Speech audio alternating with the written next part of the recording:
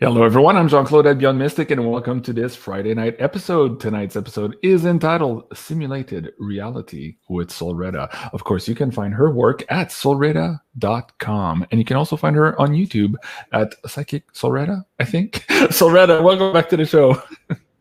Thank you for having me. I've been so excited for this conversation, and I know the people I've been chatting to for the last couple of weeks are like, that's a really cool topic. And I feel honored that you've asked me to speak about this.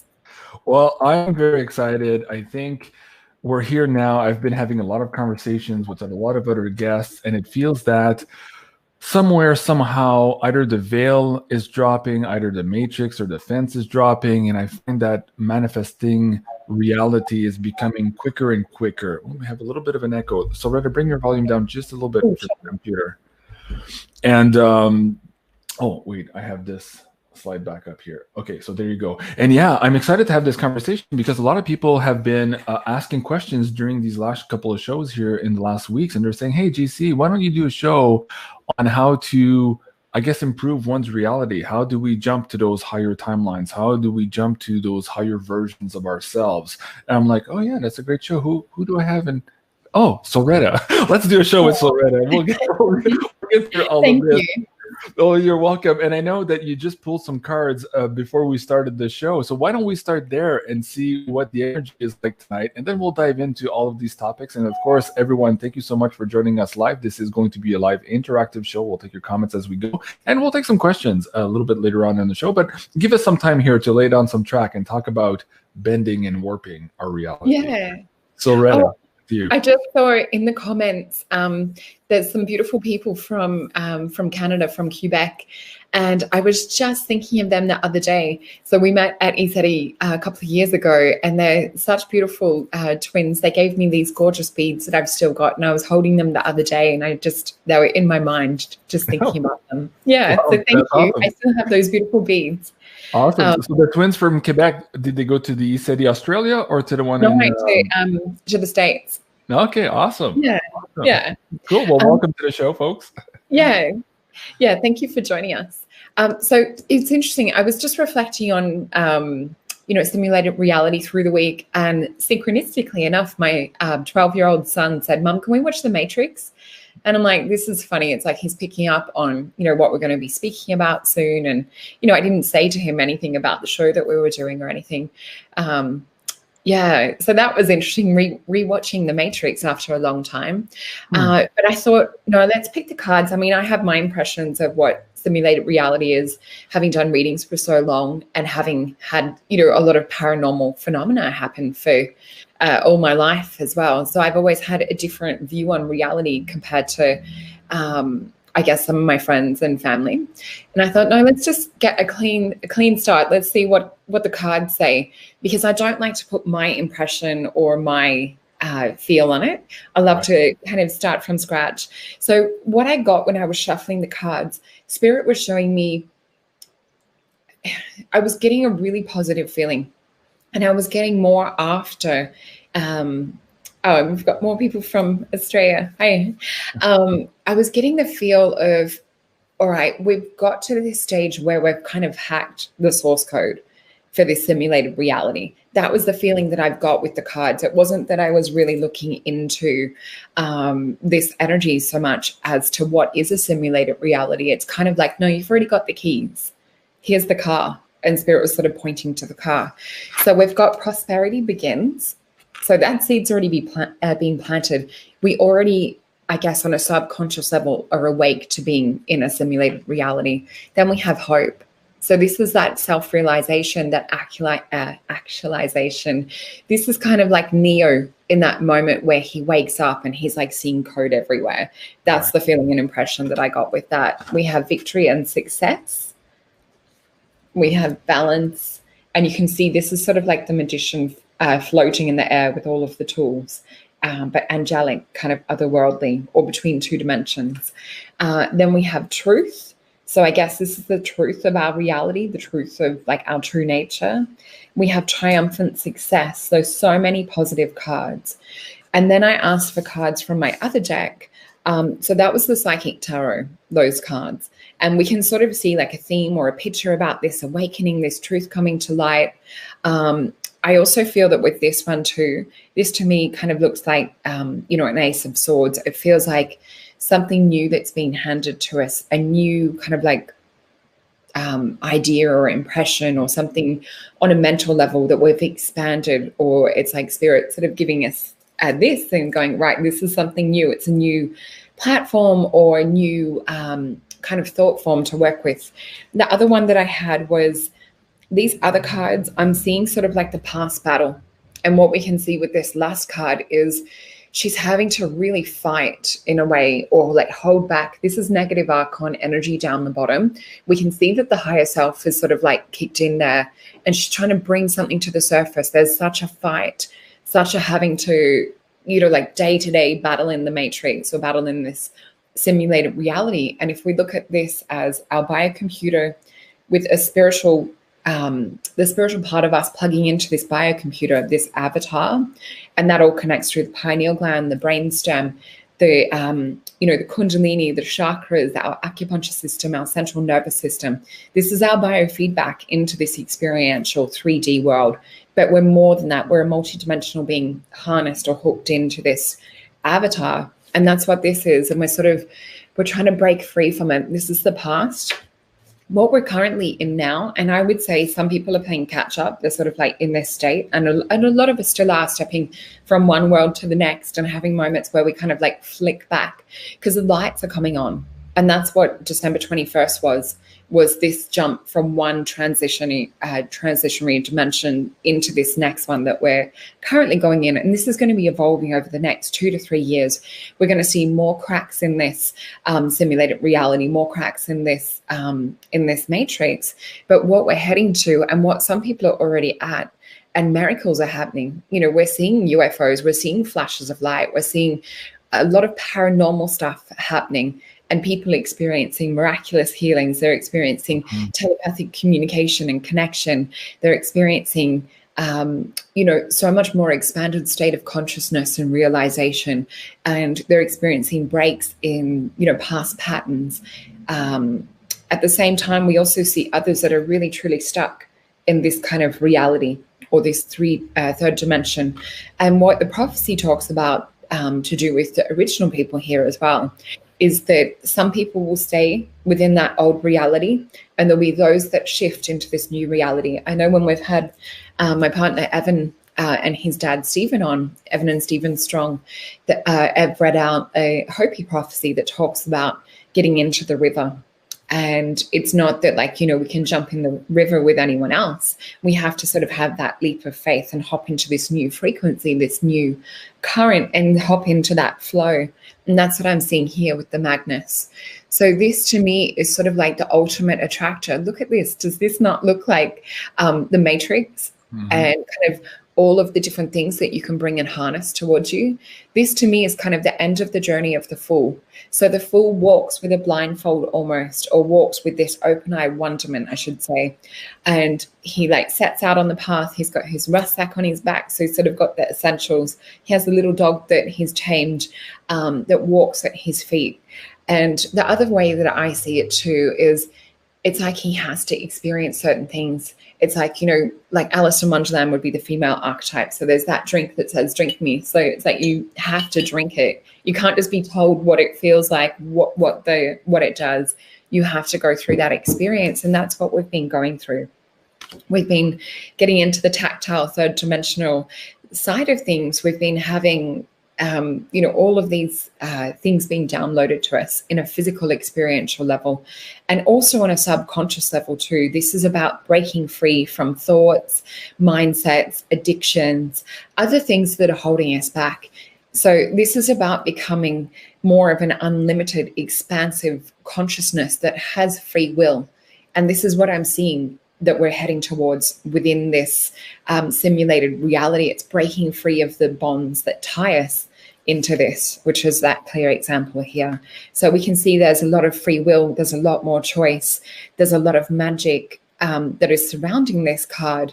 Now, what this really is asking us to do because a lot of people will be sort of stepping into how do I get into this space? How do I, work these magic powers? Because essentially to some, it is a magic power in a way, to work with these energies. But this is actually, there was a psychic study done where psychics were hooked up to an EEG brainwave monitor, and it was to do with automatic writing. Now, I think that it should have been done in a different way, because automatic writing for me switches on a different part of the brain, as opposed to just straight downloading of consciousness, just looking into dyslexics and looking into different pathways that light up the brain in a writing sense. But what they did find with these psychics was the very experienced ones actually dropped into a really deep state. So almost like they were sleeping. So whether it was theta, I can't remember, it was a little while since I've read that study. It might have been theta or possibly delta. So beta being that normal waking consciousness, the consciousness that we're in when we're talking, when we're, going to the grocery store, everyday things. So these psychics were dropping into really deep states. Now, what was found with the psychics that were less experienced and were kind of new to this was, I think it was the prefrontal cortex, which is that thinking part of the brain. It's that active waking part of the brain was working a lot harder because they were really trying to prove themselves. So thanks, JC. So yeah, in order for us to get to this state, so say this is the beta, this is us thinking, this is going about in, a real kind of like stimulated focus. Now, what's happening if we're in this prefrontal cortex, we're not really accessing things that we've sort of stored on file as much, or we can be accessing it, but we're not really getting into that scope of that spiritual realm. So to step into this spiritual realm, to have more available hard drive to access from a giant pool of consciousness that we can pull in or sort of channel in, because we want to use outside of just this resource. We want to be stepping into this expanded universal state. So we need to get into this theta. We need to get into the delta. We need to get into these deep states in a positive sense, not the other type, just to be clear. Right. So we need to be able to meditate. We need to start relaxing, looking at anything that's going to hinder you from getting into these states. So drugs, alcohol, lack of sleep, negative or toxic environments, relationships. So the more that you can put yourself into a conducive environment, the more that you're going to start flowing within this state. And that leads to the card of power. Look at this.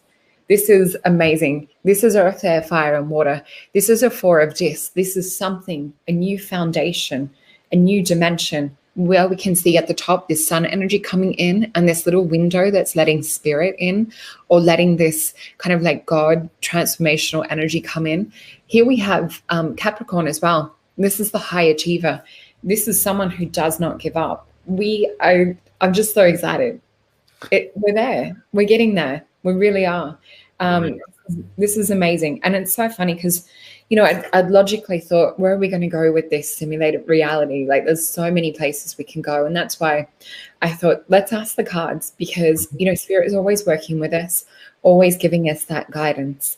And I guess I want to explain a little bit about the way that I work, because sometimes I'll talk about guides and things. But for me, when I'm working in this way, I'm really tapping into a different part of myself. I'm tapping into more of an expanded, outside of the third dimensional reality part of myself, and I'm just relaying information down. So it's almost like that eagle eye view from outside the realm looking in, but it's that part of me that's connected to that universal consciousness. I had someone recently just say it's an oracle. And I'm like, that's really interesting, because rewatching The Matrix, and they're talking about, the oracle and things like that. And they're like, because you're able to access information. You don't just work with tarot, you work with psychometry. You're able to do, pre-cog, post-cog, and all of these other things. And I'm like, that's kind of cute. I feel like I need like a special turban or something like that. But yeah, I mean, we're all able to access and work in this oracle state. But to get into a conducive brainwave state is where we're able to tap into that. So different ways that you can tap into it is not just meditation and things, it's also breath work. So doing cyclical breathing will bring you into theta alignment. There is amazing, let me grab a book that I've got here to reference. Here it is. So we have this beautiful, beautiful soul. His name is Makoto Shoshida, and he started the Shoshida method and the Shoshida school. Now, what that school was, it started in Japan. He was teaching right brain training. So he was integrating left and right brain training. And he was making, I guess, like you would call them the super psychics in China, is very similar. So those kids that are able to read with their hands and feet. So he was doing similar, but he was doing that high-speed memory learning. But what he said was the most important foundational thing for these kids was love. And then the second side was to stimulate the right brain, the creative brain. So where you would have like flashcards, say like in a normal learning school environment, or what they would start with, because I took my kids to this school for a little bit too in Australia. But first what they would start with was breath work, meditation. But what was important was, even if you took your baby that was 6 months old or a couple of weeks old, that the parents got into the state, because the kids learn symbiotically, energetically through the parent. So even in womb space, the parent can be working with this. And then what they did was, after they did the breath, and they would visualize being a tree, and he was really happy for this information to be shared, because he wanted it shared for the world. So I went and did his training too. But what they would do is, after they got into state, they would have little things like a little bag that had a blue and a red teddy bear. And what they would, thank you, that's so sweet. So they would have a little bag that had a red teddy bear. So the kids were trained that the red felt warm and the blue felt cold, so hot and cold. And they would say, pick out the teddy bear that was warm. And the kids would put their hand into a bag, not being able to see. 9 out of 10 times they're pulling out the red teddy bear. A lot of the time it was 10 out of 10. Right. So we have this higher sensory connection, but it's not till we get into these deeper states of consciousness that we can access it, because there's too much noise going on in beta realm. So what they also would do is flashcards. So instead of like cat, dog, there would be like 3 cards a second, because the right brain gets stimulated by the speed. Otherwise we get bored, we step into beta, we step into logic. Right. Anyway, a long-winded explanation to do with the cards, but for anyone who wants to have a look, this is the Shoshida method.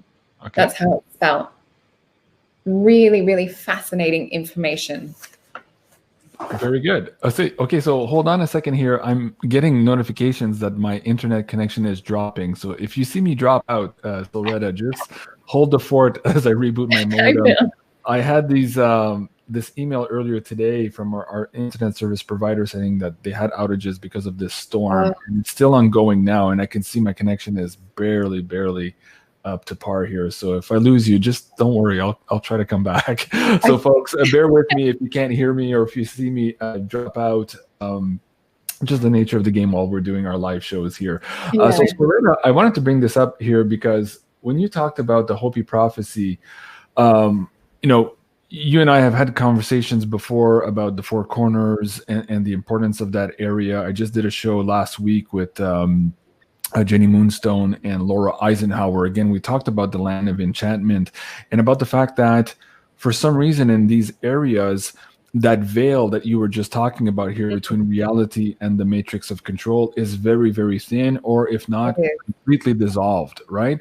So I want to start that conversation there with you. Maybe you can expound on that. And then as we move forward through the show, I really want to try to maybe dig down on some of the things that you just mentioned in terms of tactics to really empower yourself and to have more control over this reality. You talked about the meditation, not having drugs in your body, maybe removing the relationships, and of course the breath work here. So we'll dive into each of those as we go throughout the show. But let's start talking about these areas on the planet right now where this veil is thinning, and where that might be an area to start for some of the people watching the show is to go to these locations now and really get that kick in the butt to get started here, to understand that they're really in control, even though they don't think they are. So let's start the conversation there.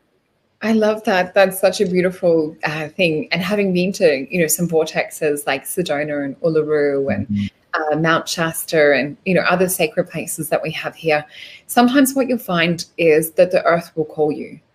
So the earth is a conscious being. So sometimes she'll call you to certain places too. And a lot of the time it is for spiritual awakening, or it is to have the energy influence or frequencies of those particular ley lines, or to get into that vortex. So what I would suggest is, being open to the earth calling you to certain places. And if you feel almost this magnetic pull or magnetically drawn, and the way I can describe it is if you see a crystal in the shop and you don't want to put that crystal down, and you feel that it there's an attraction. It's a similar type feel to getting drawn to different places. Sometimes you can actually communicate to the earth, and she will show you visions. She will show you dreams or different images, or, perhaps like you'll hear the name of a location. So paying particular attention, getting into a receptive state to receive this information too.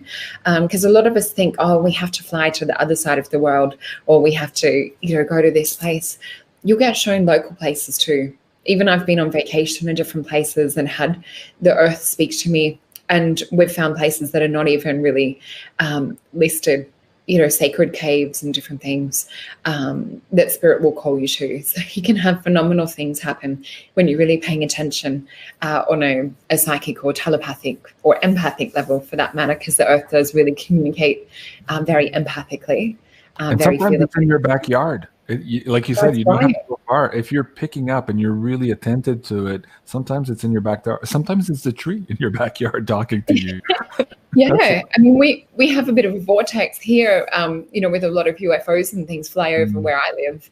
And it's something that you can open. There's a lot of people that do portal work and make grids and activate. I do recommend, though, if you are doing crystal grids, it is good to have a close off, because, other stuff can sometimes come through these grids. I heard someone talk about it the other day, how they made an amazing crystal grid, had incredible experiences happen, and then they forgot to close it off, and they had some interesting things happen. I thought you said you should have your clothes off. I'm like, okay, clothes off. Okay. Interesting that you heard that. Did you guys hear that? If you're going to say clothes off, put it in the chat now. I'm curious. Maybe time to do another Tantra show, which I've been feeling as well.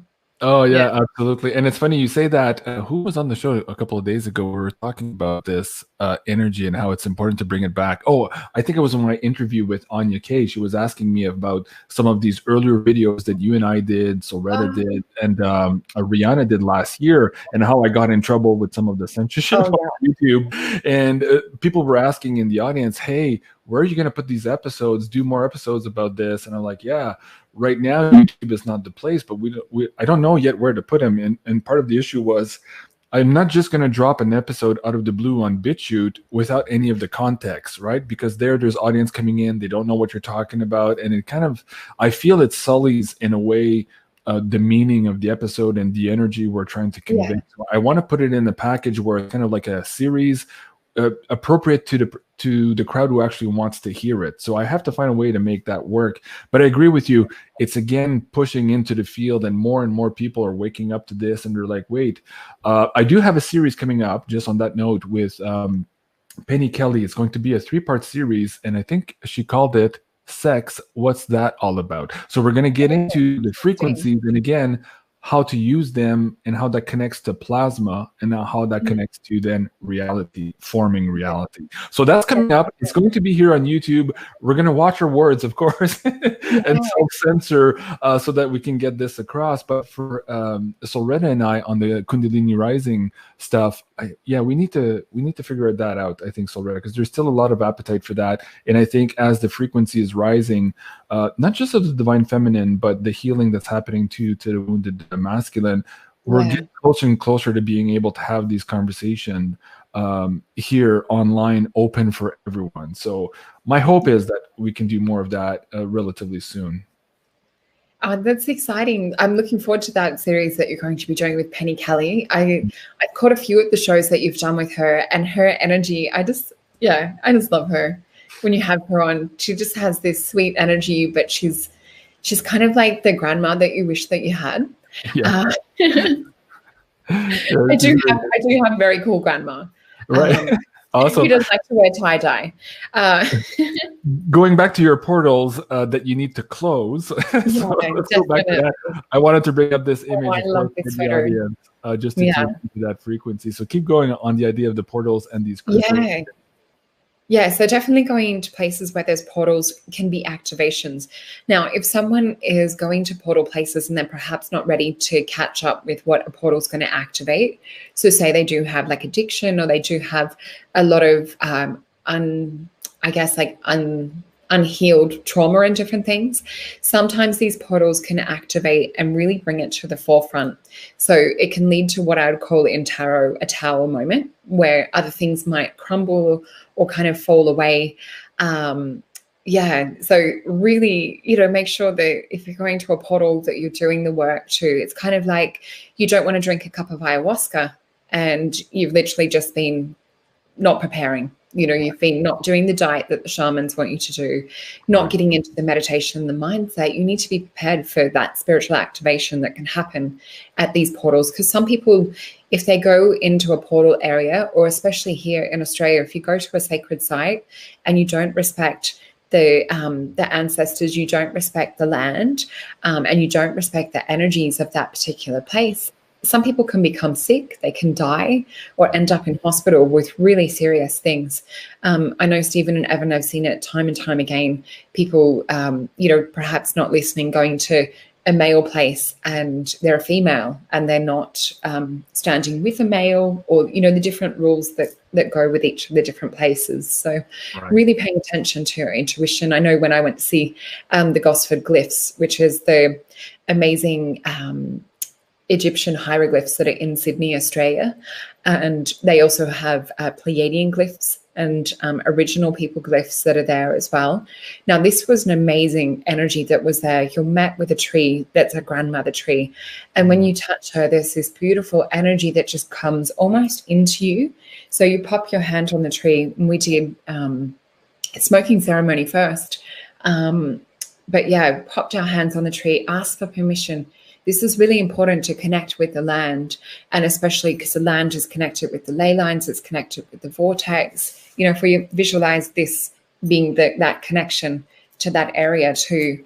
And then when I was walking towards the glyphs, some were feeling, let's just go here, because they saw the entrance and they saw the and I haven't actually been with Evan yet. That's something that we'll do now that things are opening up. So we saw the entrance and different things. But I started to feel sick walking near there. I'm like, that doesn't feel right. So you really have to be in tune with yourself and the environment. I actually felt to go up and around and then enter from the top down. And then when I talked to Evan later, and this was quite a few years ago now, when I spoke to him later, he's like, oh, I'm so glad that you entered that way, because if you'd entered the other way, you could have got sick. So that was that sick feeling that I was picking up on, and feeling really drawn to go up and around was the right way to enter. There's also animal signs that you want to look for. So there was, I think, 2 lizards at the start of the entrance to this. It's like 2 rock faces with a giant rock slab on top. So, we couldn't do that in this day and age. So there was special technology used with this. But you want to make sure to pay attention to a lot of the time bird signs. So with Uluru, when we worked with ceremony, we had pink galahs come in and fly and circle over us.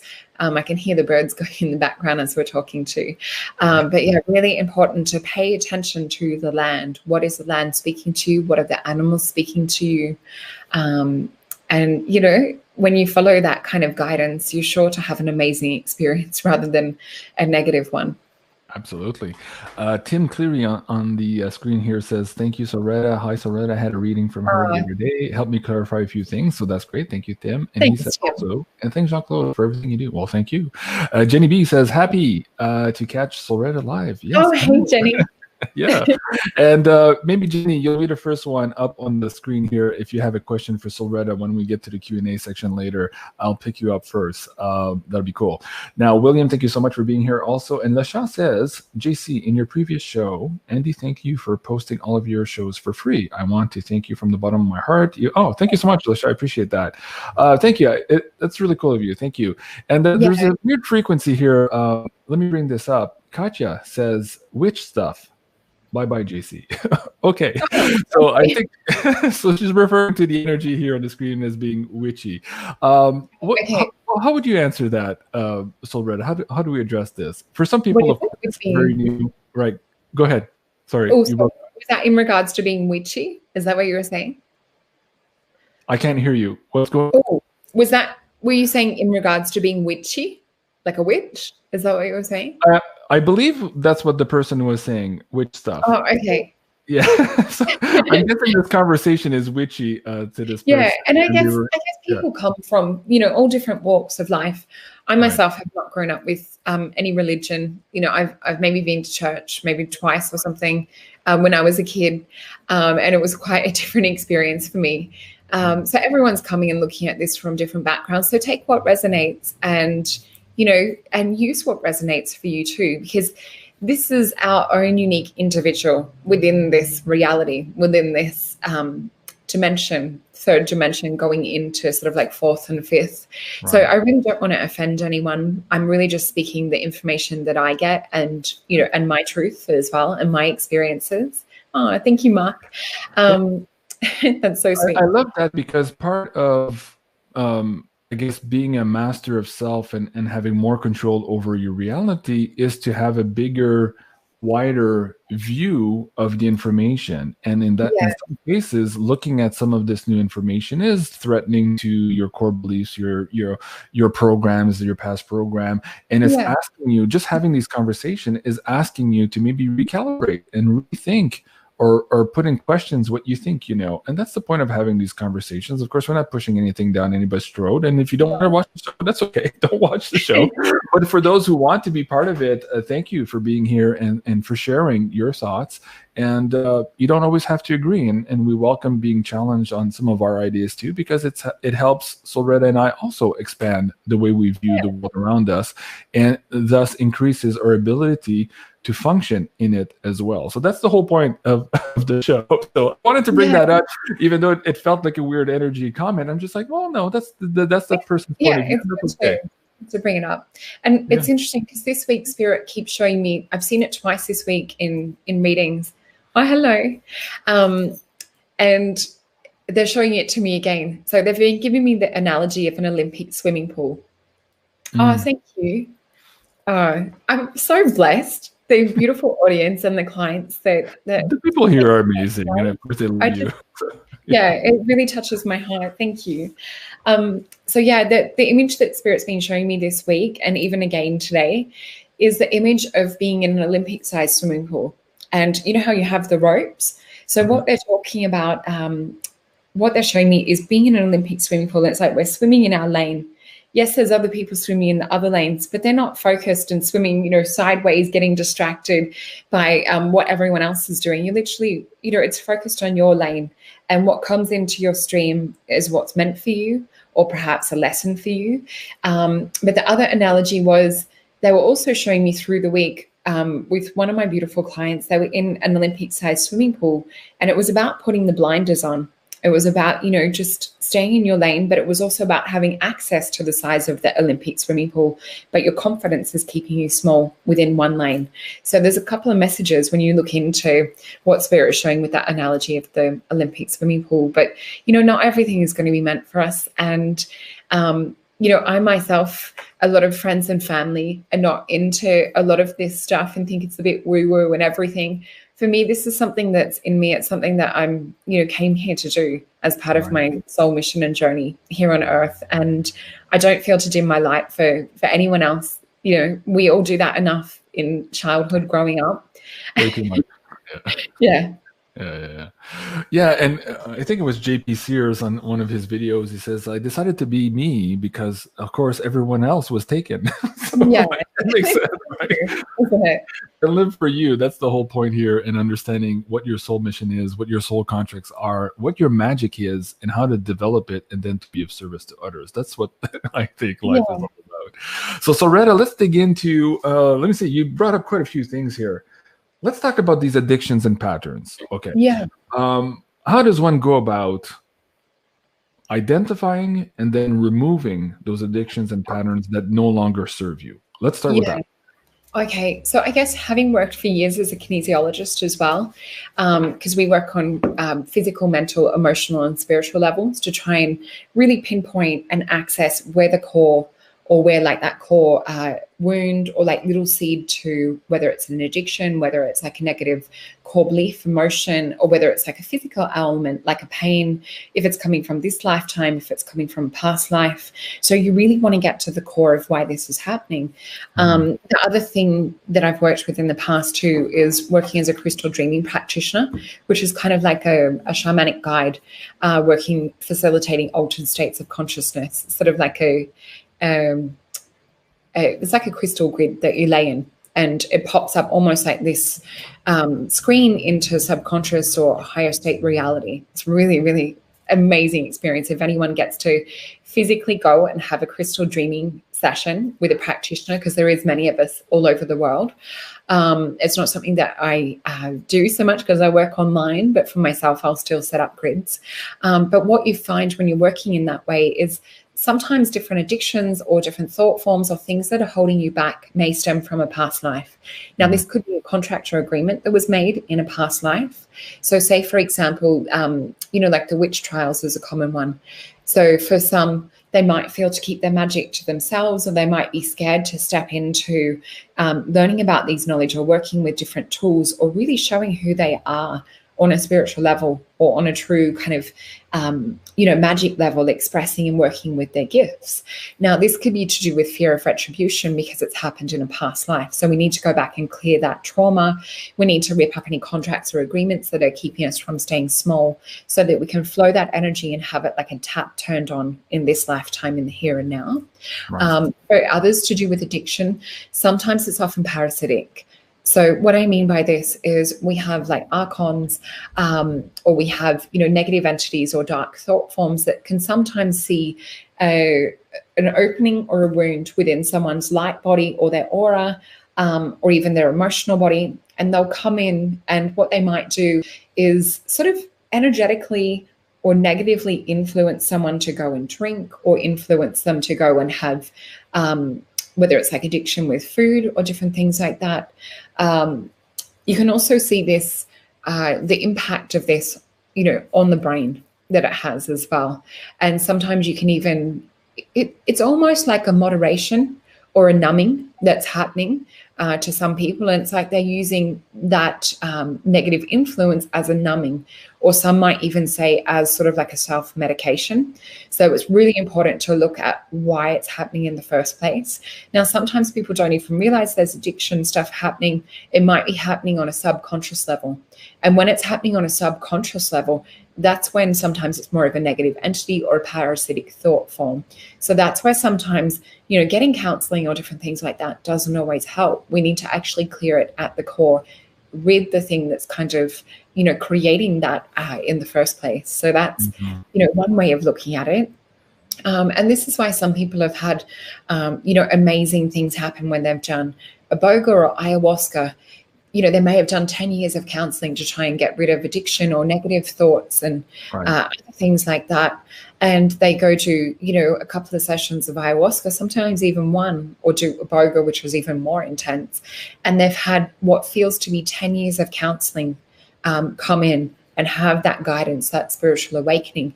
Some people that I know have even had actual physical parasites come out of them with doing iboga. They've literally gone to the bathroom after and had parasites come out, not just as a spiritual experience to do with the thought forms, they've had them presented and they've been able to have spiritual guidance and eliminate working with the shaman, but they've literally physically had parasites come out of their body. So that can be quite intense if people aren't sure what they're getting into. Yeah. So it's not always easy work. But, you have to be willing to do the work and do whatever it takes. I'm not recommending for anyone to go out there and do that. It takes a lot of mental preparation and dietary preparation in order to get your body, your mind, and your soul in alignment with clearing something so big. So it really is good to seek professional advice if you are really battling or dealing with something of that kind of caliber. Right. And as you can see for the audience here, we're going to start we're having this discussion about manipulating, bending your reality, but before we get to that, you kind of have to have you have to be at your full potential, basically, or closer to your full potential. And one of the things, of course, is to remove some of those impediments. So that's why we're taking a little bit of time here before we get into the tips of bending, warping, and manifesting in your reality. So, Solreta, we talked about removing these addictions, these patterns. You talked about these plant medicines. Some of them are harsher than others. Touch a little bit here also on the use of crystals and what crystals might be more conducive to doing that type of work in a more controlled, slow, gentle manner than maybe some of those hard reboots that come with some of these plant medicine techniques. Yeah, I'm just going to actually go grab a tray of crystals that I've got. So I'll be right back. Okay, very good. And while you do that, let me thank some of our PayPal tip jar donators for this show. Josica, I guess is how you pronounce it. Wow, that's a beautiful name. Thank you so much. I appreciate that. Dianwan Katarina, thank you so much. I appreciate that. Carol, or Caroline, thank you. Let me bring that up on the screen. What did she say? Thank you for doing so many interviews. Well, thank you. And Robert Vusic, I think that was just before the show. So thank you so much, Robert, Caroline, Katrina, and Josica. You guys are amazing. Of course, you make it possible for me to be out here doing these shows. Now, coming up tonight after this show, guys, if you want to get into some crypto and beyond crypto conversations, please join us at 8 o'clock Eastern with the Rice Crypto, Crypto Blood, and of course, Litecoin Lisa. And coming up next week, guys, you don't want to miss the 2 next episodes here. This third episode with Elena Danon. This is a book review on her... let me bring this up here. A Gift from the Stars, Alien Races. And this episode here is going to be part 3 of that book review. We're going to get into some of these ET messages, the third part of her book. And so stay tuned for that. That's going to be exciting. And right after that, also, Janine, Tarot by Janine is coming back. We've had so much success with the last couple of shows, and everybody just wants to have her back. So we're going to have quite a bit of a next conversation here on what's really happening around our world. And the last 2 episodes, if you haven't seen those, go check that out first to see and understand the frequency and what we're trying to achieve with those episodes. Absolutely amazing. And coming up after that, of course, also Elena Danon.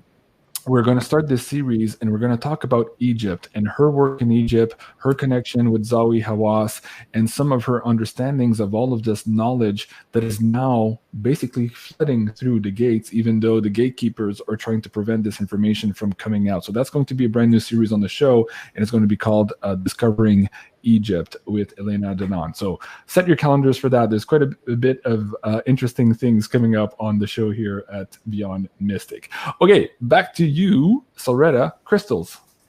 Oh my gosh, I have so many here. Just my crown chakra is going crazy right now. This is one of my favorites. Oh wow, that's a huge one. Yeah, it's beautiful. Wow. Wait, let me bring that up on the screen a little bit bigger. Bring that closer. Wow. Clear quartz? Yeah, that's clear quartz, that one. So this one sits next to my bed. It's a little bit dusty. Then I've got another favorite. This is a nebula. Oh, wow. Yeah, so this is actually quite heavy.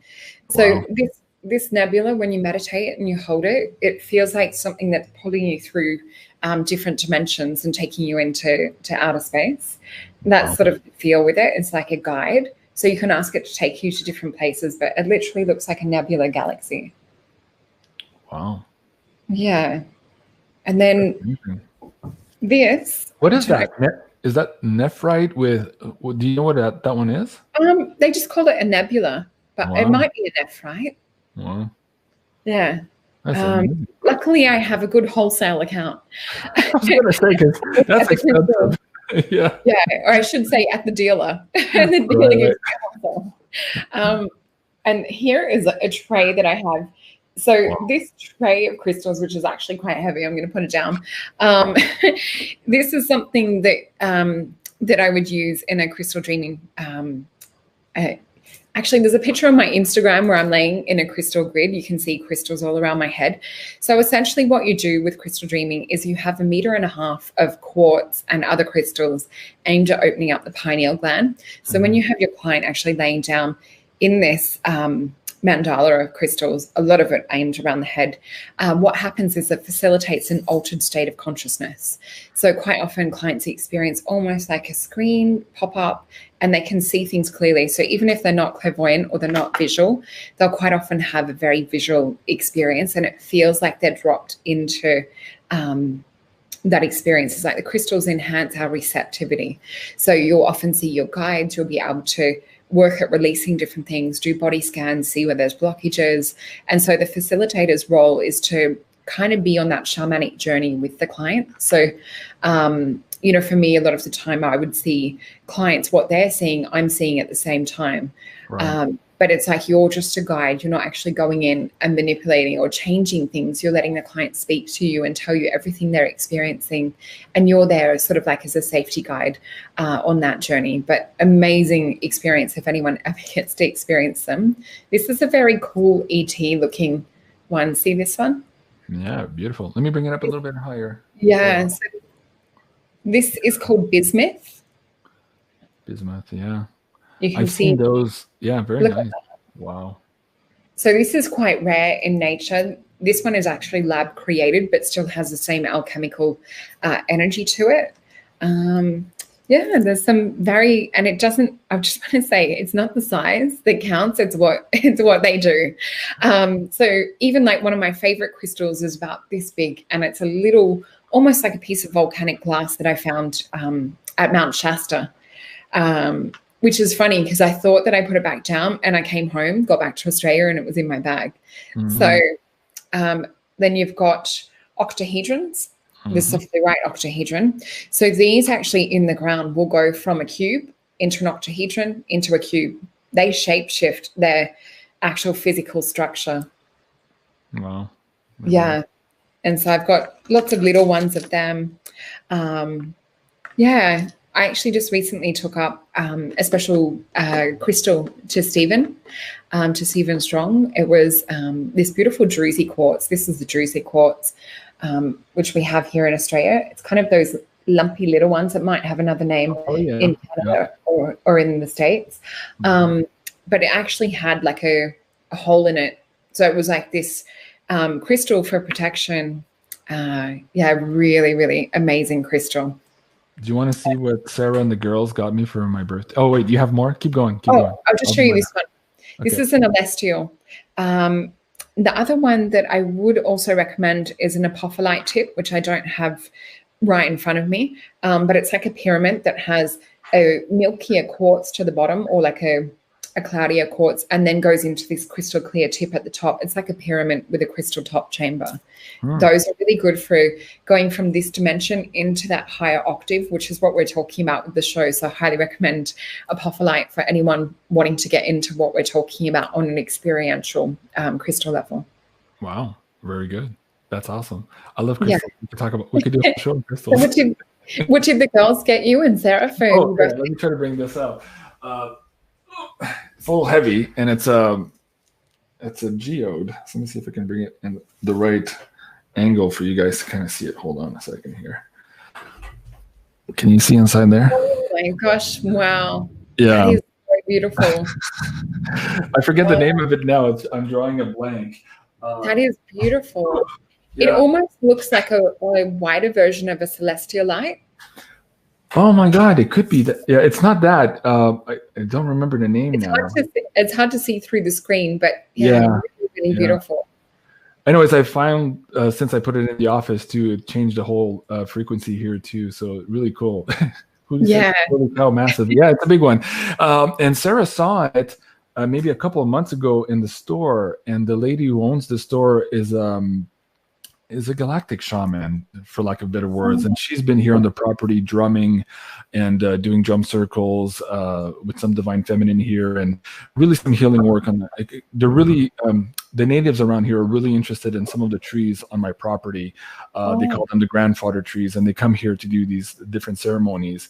If I can find a picture, I'll bring her up. Anyway, she owns that crystal store, and Sarah saw it, and then forgot about it, and then something told her just before, oh wait, that one was for JC. We have to go get it for JC. Anyways, the store still had it. It's a bigger piece. It's not for everyone to. It's beautiful. All right, so let's switch gears. Part of I guess controlling or having a better control over our reality is to be in alignment with our higher self. And that Yeah. means listening to that inner voice. And I wanted to bring this interview I did with Anya Kay. She's the author of 44 Becoming Self. I did a 2-part series, I guess, with her. And it's a book review on basically the micro stories of her life and how each of those stories were opportunities for her to connect with her higher self and to listen to that inner voice. And so I wanted to have your take on, so folks, if you haven't seen those interviews, please go on my show, on my channel, and also on Anya Kay's channel. You can find her at Through the Eyes of on YouTube, and you can see more of this information there. But I wanted to have your take on all of this, Solreta, because for you, from a very young age, not only did you have this inner voice of yours helping you be in alignment with your soul mission, but you also had all of these experiences with ET. And so you've had to do a lot of work to discern who was actually talking to you and which ones were for your highest good and which ones were not necessarily for your highest good. So let's get into that conversation here and help people try to maybe reattune their antenna to have a clear connections with themselves. Yeah. And that's where I guess we go back to looking at this as our physical avatar and our soul is plugged into it, and really using our nervous system as a tool. And what I mean by that is our nervous system, is that sensory receiver or that biofeedback into this reality, and also on a goosebump type level too. When you get those goosebumps, that's that not just the intuition kicking in as well, or that feeling. We all get that sort of spidey sense tingle feeling. It's really getting into the sensitivity of that, so we can learn, what feels good, what doesn't feel good. We all have an impression, and we can all recall a time where we've, felt, oh, that felt really good, or I got like this excitement, or I felt like spirit was guiding me and it felt really positive. And we can all, go to a place and go, oh, something just feels off or feels wrong with that. We don't know why we know it. So looking into when you've experienced this, and it will help to be a guide. I guess for me, growing up, always seeing spirit and, feeling spirit, being told that, it's just my imagination, it's not real. It scared the crap out of me as a kid. So I was still going into my parents' room, 17 years old, and saying, there's something in my room. Can I sleep on your floor? And some nights even saying, like, I'm so scared. Can I just sleep in the middle of you, mum and dad? And this was when I was having a lot of ET experiences, and even, being in my parents' bed between my mum and dad, like this, I still knew that I could be taken, or that I could have somewhat of an experience. And it wasn't so much the experience that was scary or anything like that, but it was just that feeling of knowing that something was going to happen, and that nothing in the physical could really do anything. So it was sort of just really not having anyone to explain what I was going through at that particular point in time. So that was a different childhood growing up in that way. The other thing too was, always wanting to have a teacher or a guide to be able to explain the different abilities, because I just sort of thought that this was normal. When I was younger, I knew that I was different in some ways. But yeah, I didn't sort of realize just how different until a little bit older. So for me, it was learning, what different colors in auras represent, and it was developing my own language for that. So I wasn't really sort of like having to go find a dictionary or find a teacher to translate and tell me what things mean, because we all have, if we feel into something, so say like with psychometry, for example, we can pick up an object, close our eyes, meditate, and receive impressions. Now, these impressions might be auditory, we might hear them, we might feel them, or we might see different energies. This is an ability that we all have. Yeah. So we can all tap into things from the past and receive these post-cognitive reflections or impressions. We can tap into things from the future and receive impressions. We can tap into places and different things.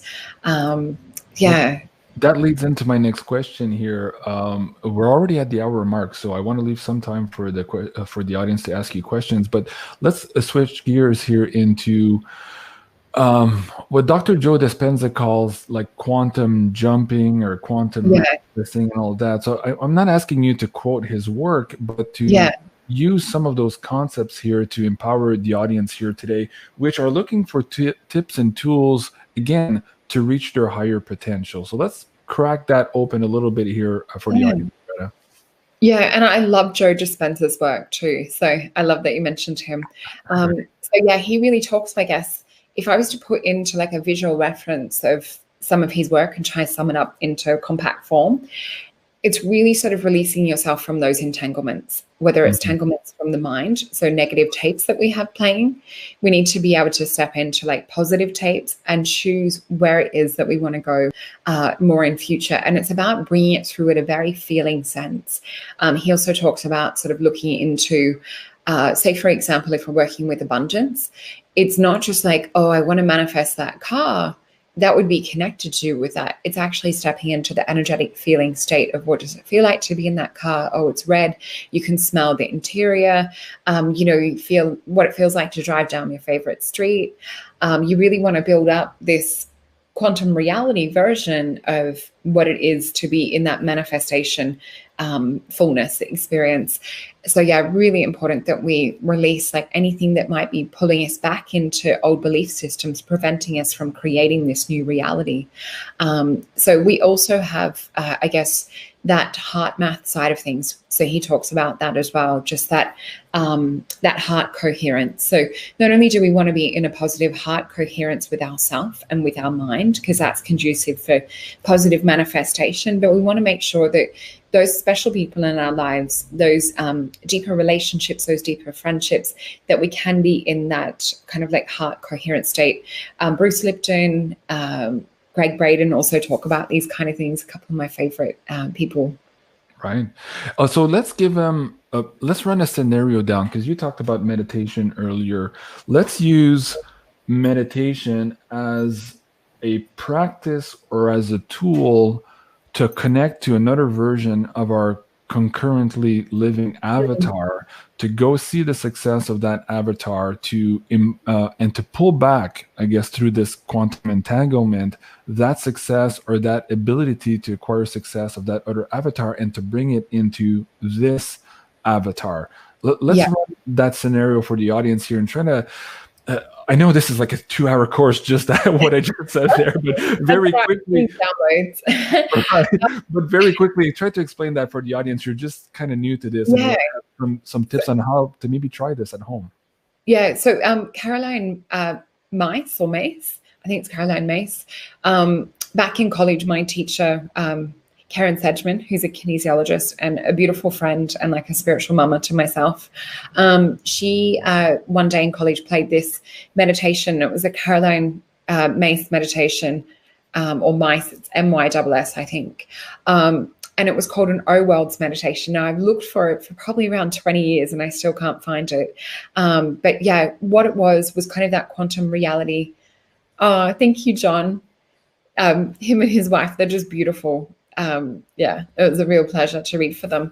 I do have couples readings available now, and 2-hour readings. A lot of people are booking 2-hour readings because they want to not only get into the information coming from spirit, but they want tips and tools on how to personally apply that from spirit. So spirit can really dive in deeper in that 2-hour session to create those changes and to really open up that that vortex of how we can do that in the physical and spiritual reality. Can I just buy one of those sessions right now from you? I'll send you the money for this 2-hour session. And what I'll do is we'll pick somebody from our PayPal tip jar tonight to be the recipient of that. I'm actually happy to offer that for free, because Spirit yesterday was like, it's time to put an offering out. So you've just reminded me. So I'm more than happy to pay for it, Solreta. You and I work so in sync that way. That's like, other times you and I like, you're like, oh, I think you should do this. And I'm like, I just did that. I know. Yeah, okay. So perfect. Okay, so folks, let me go back to my PayPal tip jar, make sure I didn't miss anybody here. So let me just refresh this page. Hold on a second here. Oh, I got locked out. So let me go. I want to make sure I thank everybody who's already in there for tonight. Let me see here. So if if you pick someone, JC, or get your girls to pick someone sort of blindly, I'll send them a complimentary link to set up a session. So we'll do a 1 hour session, which is really good, like in-depth view. We'll do an aura drawing, some tarot, and we'll really have a chat to what higher self, what the guides are saying, and messages from spirit. Okay. Well, let me print this out. I'm going to ask Sarah to cut up the names, and we'll pick somebody tonight live on the show. Okay. So keep going here on that practice of meditation. Going to pick up, and while you do that, I'm going to set this up. I'm just going to go off. Yeah, sure. So we were talking about, and Sage has written just in the comments, Caroline Mace, and so she has this beautiful meditation called O Worlds Meditation, and what it does, it taps this part of you, this reality, in a meditative form into other parts of you that possibly are existing in multidimensional or quantum reality. I haven't been able to find that. I do have a meditation myself called Soul Star Meditation, which takes you on a journey through a pyramid, and you're able to travel through the sun to go and actually meet yourself in these other realities, or you can chat with guides and communicate in that way. So for anyone wanting to firsthand get into those theta waves, those deeper brain state waves, to free your consciousness up so that you can travel a lot easier. That's a really beautiful way to do it and to experience it firsthand. Like we spoke about before, there's crystal dreaming too. This also leads me back to talking about things like superstring theory and how we have, that quantum entanglement, or we've got this dimensional reality, this third dimension. And when I actually see different beings come through the veils or come and communicate, they look sometimes like they're behind a curtain, and sometimes they'll merge and start to come through into this reality. So we're starting to see more actual energetic evidence for these realities existing. And scientists, I think it was here in Adelaide in Australia, were able to send information and look at like one piece of DNA, and they did something to it. And on the other side of the earth, I'm not sure if it was in the States, they had the DNA affected. So it was like the same DNA. So what happened with one example of the DNA was then sent and received by the other side of the DNA. Probably not explaining that too well, but there's different studies and things that you can look up. But what it shows is that we have this quantum entanglement. And so that's why I'm talking about today, really freeing ourselves up from negative, unforeseen influences and entities and addictions and all of these things, because we want to have more available power in this present time to be able to positively influence our outcomes and our future. So the more that we can work on our confidence, the more that we can surround ourselves with beautiful people and beautiful energies, the more energy that it will free up in order to step onto a positive timeline. Hey, JC. Oh, you're on mute still. Thank you for holding fort there. I was able to print the names and invite the lovely Sarah to come and pick a name. So Sarah. Oh, and someone's mentioning the documentary. We've got, I can't pronounce the name, but it's the second last comment, D-Don or D-Don or something. It says, what the bleep do we know? That is a great documentary to look into this superstring theory, quantum entanglement, and how we can apply this to our reality. Now, with applying it to our reality, sometimes it's not enough just to say affirmations or to say mantras. We need to get into the subconscious, and we really need to do that reprogramming. So this is where I talk about hypnotherapy. Thank you, Sarah. Hi, Sarah. Hi, Sarah. Hi, Sarah. Okay, and the winner is Josika. Wait, let me bring that up a little bit. Josika, who was on the screen earlier. So you're the winner of this session with Solreta. So thank you so much. So I'll send you an email, Josika, after the show, and I'll connect you with Solreta. And thank you, Solreta, for being so generous with your time. And no, I'm more than happy. I love doing what I do, so I'm really excited to be able to, give that energy away. Very good. So I missed part of what you were saying there, and hopefully that all dives in for the audience. Stuff that just talking about a little bit on superstrings, quantum entanglement. Oh, wow, but yeah, for anyone that wants to really, geek out and get into the science of it, Greg Braden, Bruce Lipton, Joe Dispenza, probably my top 3 for looking into how that affects human consciousness and how that affects the reality that we're in. But we are seeing cracks in the matrix. We are seeing different things happening. Now, if we can take the keys to this, so if we work from, thank you, Celeste. That's so sweet. But yeah, so what we're talking about today is... Lasha is Josica. I never knew that. I'm been so in my excited channel for forever. Wow. Thank you. I'm glad you won, Lasha. That's awesome. Really happy. Me too. I'm so excited that we get to meet. I really look forward to doing a meeting for you.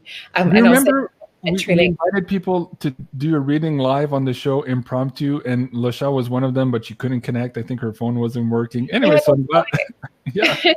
Well, that worked out perfect. Perfect. Awesome. Yeah. Okay, so Solreta, we're an hour, 10 minutes in. How much more time do you have here? Can we take a few questions? I'm on Saturday. I'm on a Saturday today. So I've got a little bit of time still. We could do another possibly 20 minutes. Oh, okay, perfect. So let's end on the hour and a half if you've got time. Oh no, me for sure. I'm only starting at 8 at the next show. Okay.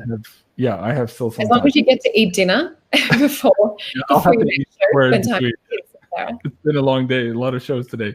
I originally had 4, but one was postponed. I got the date wrong, so now I only had 3 today. So all right, so going back to let me see if I have any questions. So did you want to wrap up the content you're on now? Just last thoughts on that before we move on to the questions? Okay. What Spirit's really pointing out at the moment is if we can start to hack and work, with these tools and techniques, it's like getting the source code keys. So if we're talking about this being a matrix, and my son is a coder, like he's phenomenal. He built his first little computer at 8, did his first website at 11, and he just understands code. For him, it's a language, and he doesn't know how, but he just feels it and knows it. He's amazing. But we looking into it from that point of view, if we can sort of like step into this subconscious or superconscious connection with all of these different realities that are sort of coexisting, and we can release ourselves from things that are trying to program in. So mainstream media would be one example. Advertising, all these things are trying to create or code over the top of our original blueprint. So if we can strip away these things, go back to our original code, which is our soul connecting into this avatar, and release ourselves from this quantum entanglement, we can start to lay those little bricks, start to, weave our reality to go where we're wanting to guide it. And then things start to open up, doorways start to open up. You start to get synchronicities. You start to, connect with deeper soul groups and deeper friendships. But you can also start to manifest things into your life and really, set something on your path for that or something higher to come into your life. So, that's the source code keys is the way that Spirit presents it to me. So, you want to get the keys to this vehicle. You want to be able to like turn that engine on and to be able to drive and guide it to where you want to go. You don't just want to be in, a Google car taking you somewhere where you're not sure where the GPS is programmed to. Because a lot of us are in the vehicle, but we're driving around unconscious. Right. Or somebody else has the hands on the steering wheel. That's it.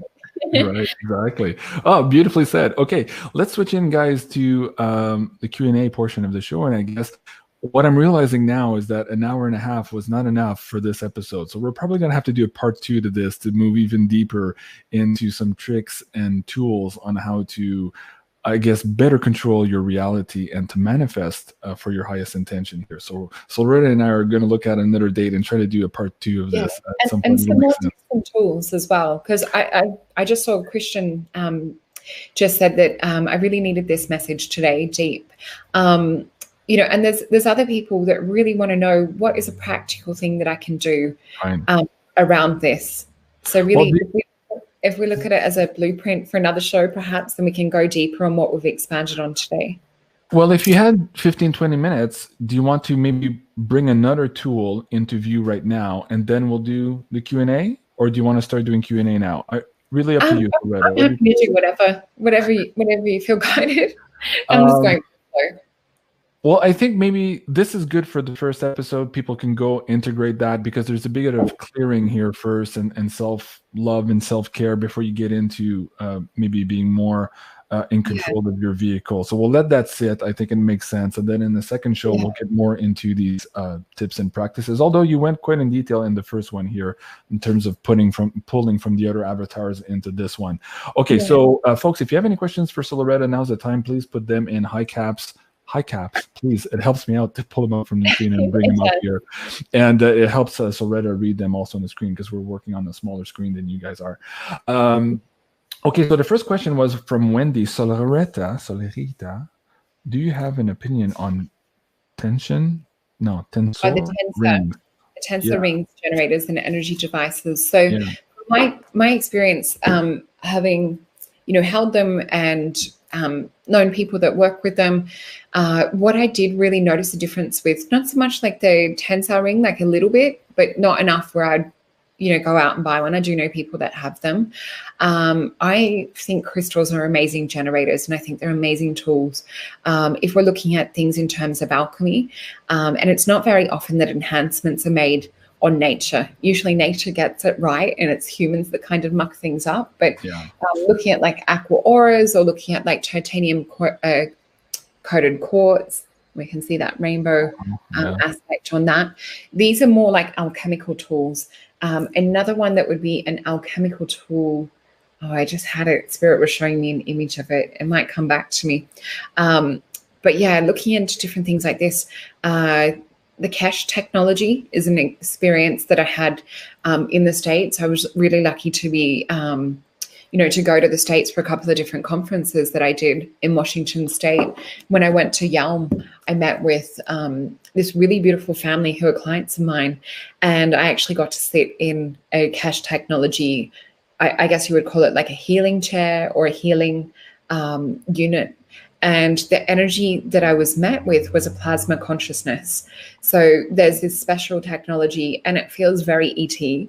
But when you sit in this device and you're in that sort of calm, meditative, closed eye reflection, you actually feel this consciousness. And when you sort of like communicate with this plasma, you're able to direct it and work with it in different parts of the body, but it has its own, almost like an orgone energy.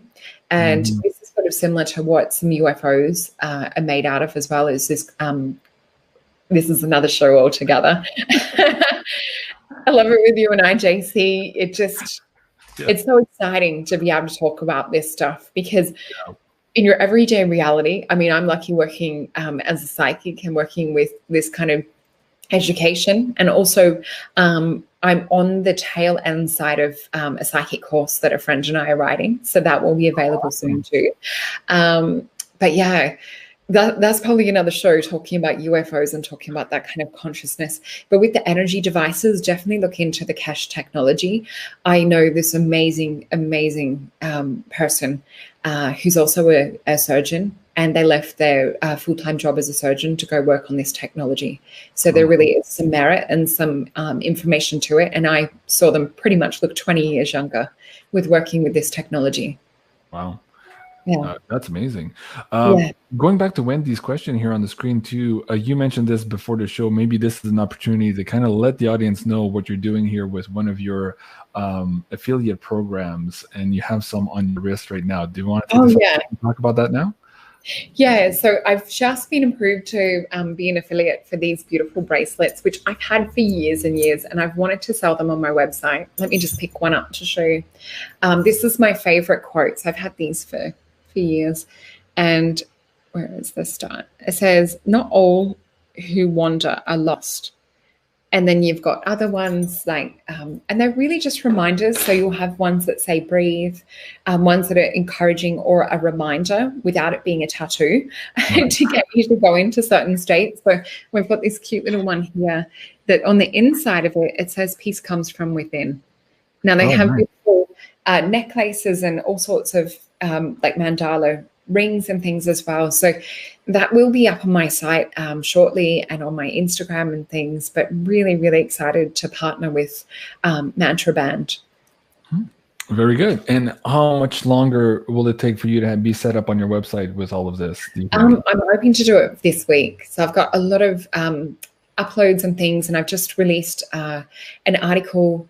The beautiful writers at Aspire, so USPIRE, have just released an article that I worked with them on to do with natural medicine and to do with going more into the brain and how we can work with consciousness, things like that. So for anyone that's interested in that sort of stuff that I love to chat about, there's a little bit of written info to do with my kinesiology background and working at pretty much, I guess what I'm working on at the moment is how to kind of like hack and work with this biocomputer in a spiritual way, or to have these psychic sensors on. So one term I'm playing around with is how to build a psychic brain.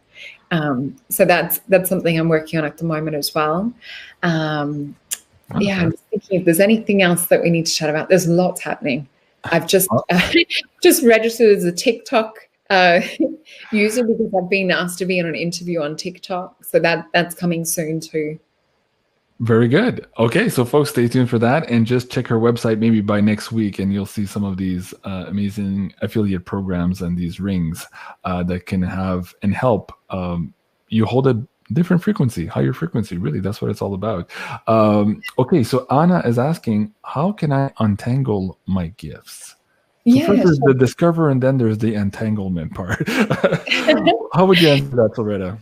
Yeah, well, I guess I would say that we've all got these beautiful, amazing gifts, and it's something that we're born with. We are spiritual beings, which is also why, the other side, we'll call them for now, wants to shut them down, whether it's through fluoride, calcification of the pineal gland, injecting heavy metal poisons, toxins, and putting it in our food source and spraying us with poisons, pesticides, and all of the other stuff we've gone into. So this is designed to shut down my physical brain, as well as spiritual gifts that are connected with this. So if we can free ourselves from those entanglements first and do heavy metal detoxing, this is a really good way to get your base platform back. And then we can further add to it and excite that by feeding it the right food, the right nutrients, the right micronutrients and microgreens and other foods like superfoods and fruits that have a high electrical conductivity that's going to get the brain functioning optimally again. The other stuff that I'm researching at the moment is a lot to do with stimulating the cerebellum, which is that baby back part of the brain. So there's an amazing man called Winifred, might be Dion, I'm trying to remember the last name, but he's doing a lot of research and has done and has had amazing improvements with kids that are dyslexic or have other what people would call like learning disorders. Their brains are just wired different, essentially. But what he found was through balance and vestibular training and switching that on with kind of a few different exercises and eye mode movement, similar to kinesiology, but much faster, he was able to bring the cerebellum back online and able to get people to access different things that they'd learned that they were not able to apply. It's essentially that plug-in thing like in the Matrix movie where they download jujitsu. It's kind of like that. But what they found was scientists have found that it stimulated new stem cells to actually grow and grow at exuberant amounts within the back cerebellum. So for me, I didn't realize that was actually possible. I thought that stem cells and stem cell production was something that we really had to work with on a very physical, lab-based way. So we can stimulate this ourselves. I think you're on mute, JC. No, my internet connection is just very slow. Oh, okay. We should probably start wrapping it up. But that's a fascinating conversation. Would you just It is. And all of this show on that. Having more available hard drive access. So we look at, we're told we only use 7 to 10% of the brain. Now, we know that we've been told lies throughout history in every sector. So are we really using 7 to 10%, or are we actually much more powerful supercomputer than what we've been exposed to? Are we a quantum computer? Right, exactly. Well, that's another show. Right, well, so why don't we do this? I can see the warning sign on my connection till it's still going down very quickly. So let's finish on this question here. And of course, she was supposed to be the first question, but here you go, Jane. Your last question for the show. So she says, thank you, Solreta and Jean-Claude, BeyondMystic 2. Any tips on returning to equilibrium in moments of friction? Yeah, so it'll change from time to time. It's really just trying to tap back into your conscious self. Because what happens when we're met with stress and we're met with things kind of externally that come up, whether it's repetitive thoughts, it's really important to do things that are going to help break that pattern or break that thought form. So for some, it might be getting out in nature. This is really good for when we're met with moments of anxiety, which is sort of fear of unknown future sometimes, or we might feel an emotional overwhelm. So if in doubt, get out into nature is always a really good thing. Have a shower, wash away the energy, do a clearing, do some smudging. But then it's also about reprogramming too, because we want to be the director of this vehicle. We don't want to be guided by thoughts that we perhaps don't want to have. So sometimes these thoughts are coming from the amygdala, which is the part of our brain. I always imagine it like a little baby owl that sits on our shoulder, but it's that old part of the brain that is designed to keep us alert for safety. So say in caveman days, it would be like, alerting us, going, watch out, be on the lookout for mountain lions or cougars. And it's just designed to keep us safe, to go, all right, make sure that available energy and brain is like scanning for danger. Now, this danger might be traffic. It could be, stress at work or homework doing, different things like that aren't a physical stress, but that part of our brain will perceive it as such. So when we can quieten this part of the brain, so visualizing it like a little owl on your shoulder and just saying, it's all right. Okay, thanks for the reminder. I hear you, but actually I'm quite safe and I don't need the reminder. The brain actually just wants to be acknowledged. That's the part of the amygdala, is its job to alert you. So when you can quieten that and reassure it, you can actually put in a positive thing and just say, all right, that may have happened in the past, but we're actually going here for the future. And it's just like, oh, okay. And it flies off. So that's like a little visual thing that I like to work with to help break those influences. The other thing too is to make sure, so for example, say for example, because one of those things in life that's hard to deal with sometimes is a breakup or, something ending in life, and it might be unexpected. Now, what we can do is get into repetitive thought process around this, or we can start a negative downward spiral. So we need to put a stop to that spiral. We need to recognize when we're going on that thought train that sometimes leads nowhere. And we need to recognize, is this energy productive towards my future, or is it still holding me back in the past? Is it pulling my energy into the past? So looking at what you might be doing that's dragging you back into this. What is that doorway that I keep opening to the past? So really being conscious around, what can you do? And then going, what can I do to make a step forward towards future and towards positive outcomes? So not only do we need to put an end to it or to cut that energy, but we need to, traverse forward into the future as well. Okay, so that was beautiful, and I'm guided to say another part and to answer Jenny's question. And I'm going to say it, but it's very possible that I'm going to have to delete it afterwards from this show. So if you're listening to this show, just because of the nature of the information. So it goes like this. There are mystery schools around the planet that understand that your highest level of bliss is at the moment of the big O. I'm just going to call it the big O for now. Great. And so Solreta and I have touched this on other episodes that were deleted on the other channels. So I'm going to try to navigate my words here a little bit. So part of the technique is to return to equilibrium, because when you're at the big O, all of your antennas, your body antennas are back at equilibrium, right? You're in full connection with your higher self and with source. And so one of the techniques to get back to equilibrium faster in these moments of friction, as you call them, is to recall that energy of the big O. And one of the techniques that some of these schools use is called crystal birthing. Okay, so that entitles a procedure, it's a little bit hard to get into on this show, where basically you are going to become one with that crystal. So I think you understand what I'm saying. Of course, I'm talking to females here, not to the males. And so you're going to become one with that crystal. You're going to bring yourself to the big O, and then you're going to consciously bring that energy into the crystal for a moment of time, if that's for 5 minutes, 10 minutes, whatever it takes. And then you're going to birth that crystal out here into physicality, and it's now holding that frequency of the big O. And now you can hold that. It's kind of like creating a philosopher's stone. So it's a similar to some of these alchemical schools. And now you have this crystal in your hand that is now holding that exact frequency, that informational frequency of your big O.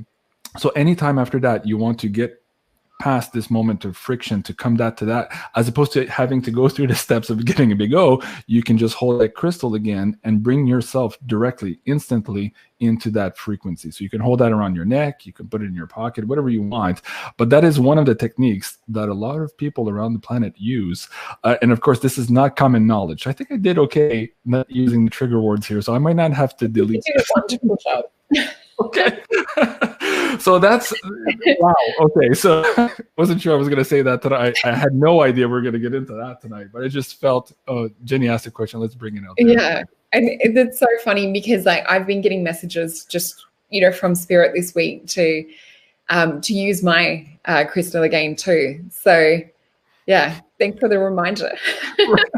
Well, this information, I said this to somebody else today, I forget who it was, but it's kind of like pressing down. So we don't need to have access to these mystery schools in order to get these teachings. All you need right now is to pay attention and to have your own connection with source. And this information is everywhere. And basically, it's not that you're learning it, you're remembering it because you already know this stuff. So anyways, hopefully, Jenny, that answers the question. And hopefully, ça pique ta curiosité en français, ta curiosité. Hopefully that triggers you and the rest of the audience here to think at some of these techniques that a lot of these secret schools actually hold.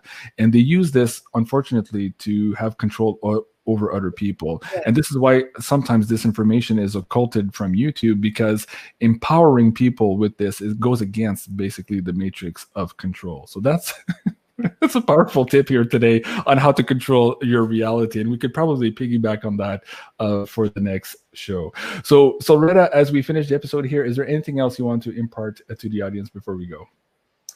I just feel such joy and excitement having this conversation. It's so stimulating, and it's really exciting to think about our future potential and where we're heading from here. And I'm saying hi to Johnny. I just saw a beautiful comment from Johnny as well, who's a regular on here too. And yeah, just thank you to the audience for being, participating in this and just, holding space for us to be able to talk about this as well. Thank you, William.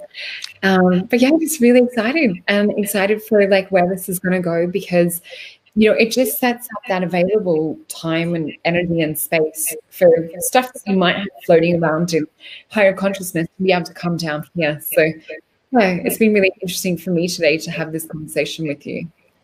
Well, very good. And it's always exciting to have you on, Solreta. So folks, you can download Solreta's, what was it? One of the meditations is free on her website here. So if you want to get into some of these practices, there's a lot of free information on her website. But of course, if you want to have a booking with her too, you can do that here at solretapsychicreadings.com. And tonight, of course, the grand winner was Josica Lecha.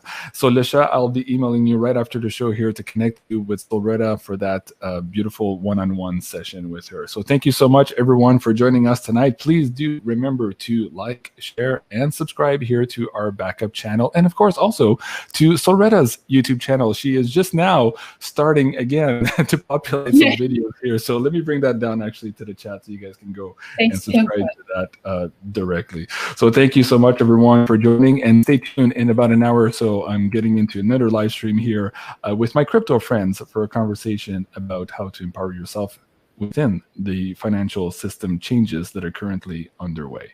So merci beaucoup, Solreta. I love you. Have a great weekend, and we'll talk to you soon. I love you too. Au revoir. Au revoir.